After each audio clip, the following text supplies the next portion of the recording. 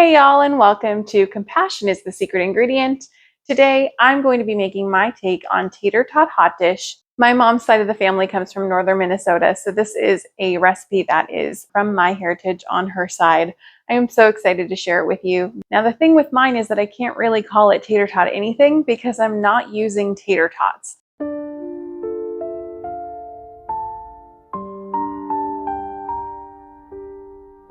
Instead, I am using these hash brown patties that you find in the freezer section. The very first step of this recipe is to get these hash browns into the oven. We do want to pre-cook them. We're pre-cooking everything and then we're assembling it. So we are putting them in at 425 degrees for 25 minutes. So I'm going to go ahead and get these into the oven. Next up, I need to get my Impossible ground beef cooking up. If you don't want to use Impossible, you could use Beyond. I just use whatever happens to be on sale or in stock at whatever grocery store I am at.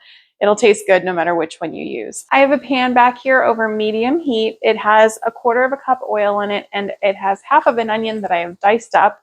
I'm going to go ahead and get my Impossible ground beef, or if you have Beyond, your Beyond ground beef, into that pan and get it browning. Okay, so like I said, I'm just grounding up my Impossible ground beef. I'm cooking down those onions. This should only take a few minutes. My Impossible grounds have browned up. That's a tongue twister. I'm going to go ahead and transfer this mixture into my 9x13 pan. Now I need to make the gravy-like mixture that goes throughout our hot dish. I'm going to be using this same pan that I cooked the Impossible ground beef in. If you have brown bits in your pan, just like I do, leave them. That's more flavor and texture that's going to make its way back into our dish. Okay, so my pan is back on the burner. It is still on medium heat. Inside of it, I have now added 6 tablespoons of vegan butter, and I'm letting that get melted down so that I can add in the flour. My vegan butter is almost completely melted down. I'm going through with a gravy or sauce whisk, and I am just kind of rubbing that along the bottom of the pan, picking up all those little brown bits. Go ahead now and add in my 6 tablespoons of flour.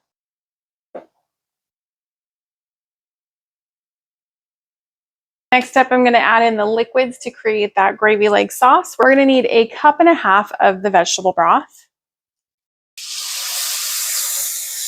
And then we're also going to need 1 cup of either almond milk or soy milk.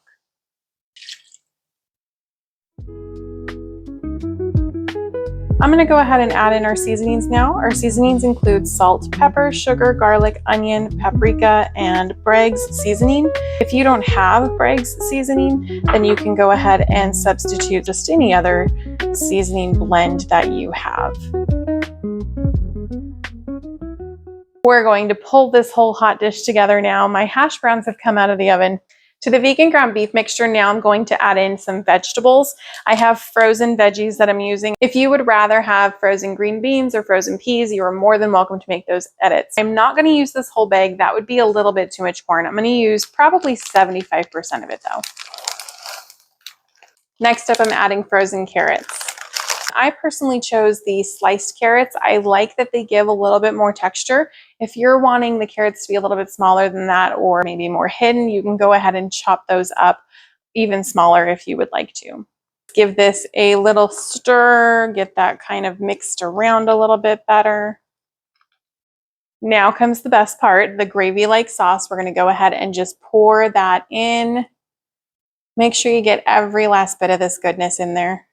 And now I'm just giving it another really good mixing. Smooth out the top.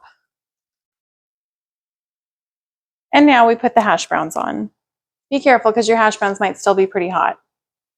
The hash browns have been placed on top, and the very last thing that we need to do is add some vegan cheese to the top. If you're looking for vegan and cruelty-free product recommendations like vegan cheese, I highly recommend you check out the Things I Love section on my website.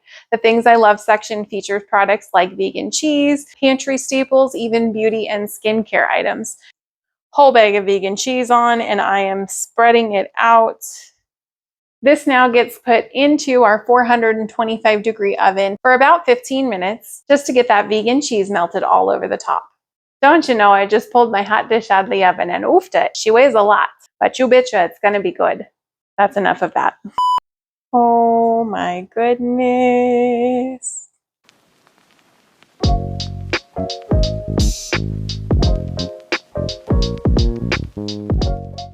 I've got a big bite with a little bit of everything. Here we go. You get the crispness of the vegetables. You get that creaminess from that gravy-like sauce. Everything is perfectly seasoned. This is truly the epitome of Midwestern comfort food.